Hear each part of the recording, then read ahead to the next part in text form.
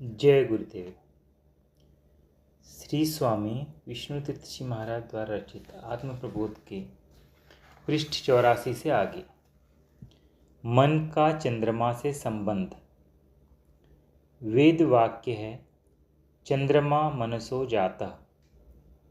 अथर्ववेद के अनुसार यत्र ब्रह्मविदो यान्ति दीक्षया तपसा सह चंद्रमो मां तत्र नयतु मनश्चंद्रो दधातु में। अर्थात प्रत्येक मनुष्य का मन चंद्रमा के प्रभाव के अधीनस्थ है।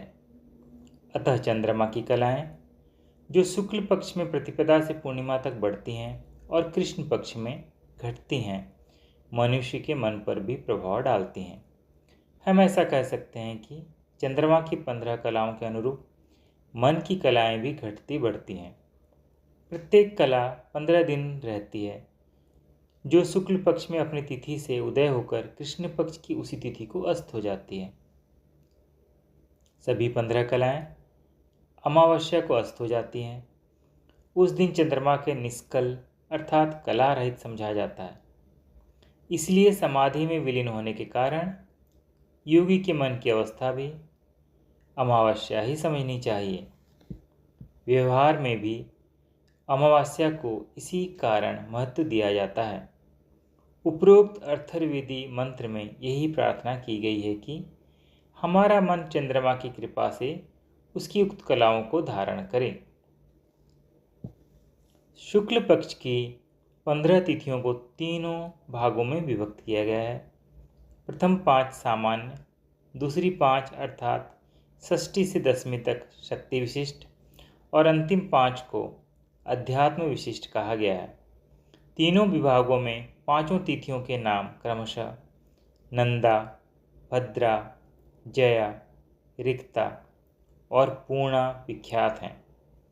इन नामों से ही प्रत्येक की विशेषता प्रकट है। नंदा का अर्थ आनंद अर्थात सात्विक, भद्रा का भद्रता और जया से मनोजय स्पष्ट ही सिद्ध होता है। रिक्ता का अर्थ खाली है अर्थात मनोजय के पश्चात मन की निर्विषय स्थिति को ही चौथी कला समझना चाहिए। निर्विषय मन योगी की पूर्णता की पूर्व भूमिका है, अतः 5वीं कला को पूर्णा कहा गया है। शुक्ल पक्ष की रिक्ता तिथि को गणेश चतुर्थी माना जाता है, जिस से यह स्पष्ट है कि मन के निर्विषय होने पर ही सिद्धिदाता विघ्नहर्ता गणपति का उदय होता है। साधन के 2 मार्ग हैं, भाव योग और अभाव योग। अभाव योग लय योग का क्रम है, जो योगी के लिए यत्न साध्य मार्ग है, क्योंकि इसमें साधक यत्नपूर्वक मन को नादादि किसी अवलंबन का आश्रय लेकर समाधि में विलीन करता है। परंतु भाव योग स्वतः सिद्ध मार्ग है, जिसे शरणागति का मार्ग कहा जा सकता है।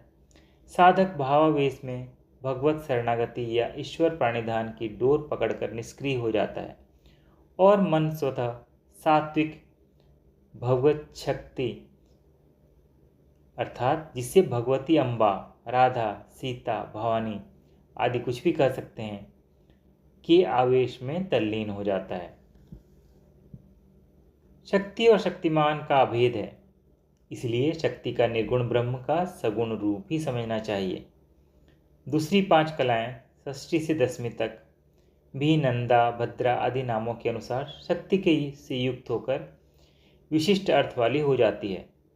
यूं कहा जा सकता है कि गणपति के उदय होने के पश्चात साधक अंतर्गृह में प्रवेश करके माँ की शरण लेता है और उसका मन आनंद, भद्रता और मनोजय का अनुभव प्राप्त करता है। इसके पश्चात चौथी रिक्ता कला वास्तविक सिद्धि देने वाली है, जैसा कि नवदुर्गाओं के नाम से स्पष्ट है। नवमी सिद्धिदात्री च, दसवीं तो विजया कहलाती है।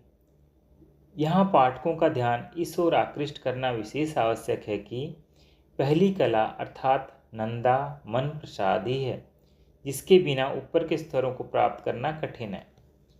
यहाँ यह बात स्मरणीय है कि सिद्धियाँ भी भगवत प्राप्ति के लिए विघ्न ही हैं। जब तक सब कामनाओं से निवृत्ति नहीं होती, भगवत प्राप्ति दुर्लभ है। यद्यपि गणपति और भगवती को भुक्ति मुक्ति दोनों को ही देने वाला कहा गया है, परंतु भोग वासना पर जय प्राप्त करने के लिए है। वासनाओं का क्षय भोगों के द्वारा तो नहीं होता, पर नियंत्रित भोगों के द्वारा हो सकता है। भोग अनिवार्य है। यह जीवन प्रारब्ध योग हेतु ही प्राप्त हुआ है। जन्म, भोग और आयु परस्पर संबंधित हैं। भोग दो प्रकार के हैं, दुख और सुख। दुखों को सहन करना ही पड़ता है। सामान्य भाषा में दुख को भोग नहीं कहा जाता, सुखों को ही भोग कहते हैं, क्योंकि सुखों में राग होता है। सुखानुशयी रागः मोह ही पाशरूप बंधन का कारण है। भोगों को राग और द्वेष रहित रहते हुए ही भोगना चाहिए। गीता में भगवान कहते हैं, राग द्वेष वियुक्तेस्तु विषयानिन्द्रे येश्चरन् आत्मवश्येरि विद्धि यात्मा प्रसादमधिगच्छति। अर्थात राग द्वेष रहित होकर मन को वश में रखकर भोग भोगने से अध्यात्म प्रसाद की प्राप्ति होती है। इसका अभिप्राय यह है कि राग द्वेषों पर जय प्राप्त करने के लिए भोग ही साधन है, जैसे पानी में उतरना तैरने का साधन है। इससे प्रारब्ध का क्षय भी होता है और राग द्वेष से ऊपर उठना भी सीखा जाएगा। भोगों को राग द्वेष का हेतु न बनाकर राग द्वेष से मुक्ति पाने का साधन समझना चाहिए।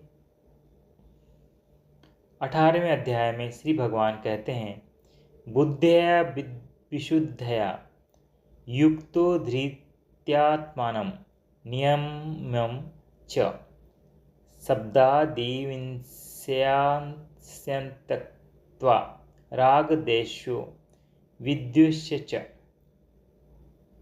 अर्थात भगवती या क्रियाशक्ति भोगों को बंधन के लिए नहीं, वरन राग द्वेष से मुक्त होने का शिक्षण देने के लिए प्रदान करती है। इसलिए कहा है कि भगवती भोग और मोक्ष दोनों देती है, अन्यथा योगे भोग भयम भोगे रोग भयम। तनिक विषयांतर में जाकर भी भोगों के संबंध में इतना लिखना इसलिए आवश्यक प्रतीत हुआ क्योंकि साधक को दूसरी 5 अर्थात शक्ति विशिष्ट कलाओं में प्रवेश करने पर सिद्धियों में फंस कर रह जाने की आशंका हो सकती है, जबकि साधक का उद्देश्य तो भोगों से ऊपर उठकर भगवत परायण होना ही होता है। तीसरी 5 कलाओं में पहली अर्थात 11वीं कला एकादशी से भगवत परायणता प्रारंभ होती है। इसलिए 10वीं विद्वा एकादशी उपस्या अर्थात व्रत करने योग्य नहीं मानी जाती। एकादशी का व्रत शुद्ध भागवत परायणता का प्रथम चरण है, अतः एकादशी द्वादशी विद्या होनी चाहिए, अर्थात भगवदानंद बुद्धि युक्त भद्रता से युक्त रहना चाहिए।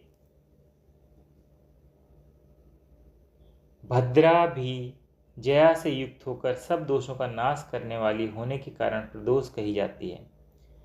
चतुर्दशी को फिर रिक्ता आती है, जो तीनों गुणों से सर्वथा रिक्त होने के कारण ब्रह्मलीनता प्रदान करेगी।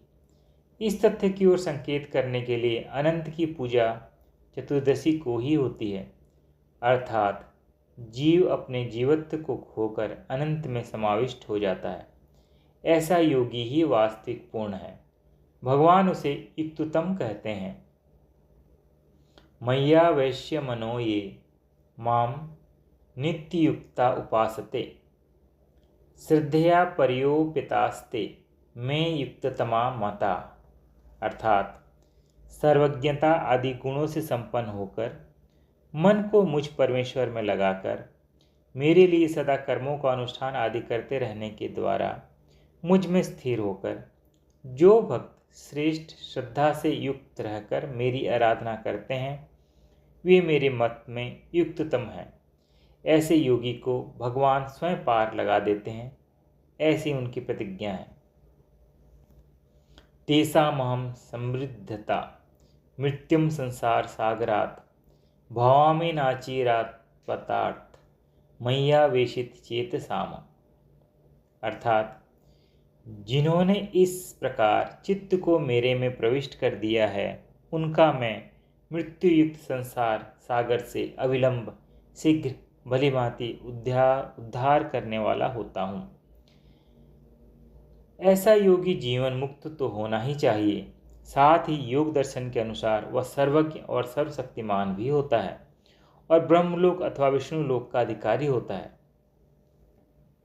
योग दर्शन के अनुसार तद्वैराग्यातपि सर्वदोष विजयक्षे केवल्यम, अर्थात इस पूर्ण भाव से भी वैराग्य होने पर बंधन रूपी दोष के क्षय हो जाने के पर केवल्य पद की प्राप्ति होती है जो निष्फल अमावस्या है। ब्रह्मसूत्रों के अनुसार ऐसा योगी सृष्टि स्थिति संहार का अधिकारी नहीं होता, यह कार्य तो नित्य मुक्त ईश्वर का ही है। पृष्ठ 88 की समाप्ति। जय गुरुदेव।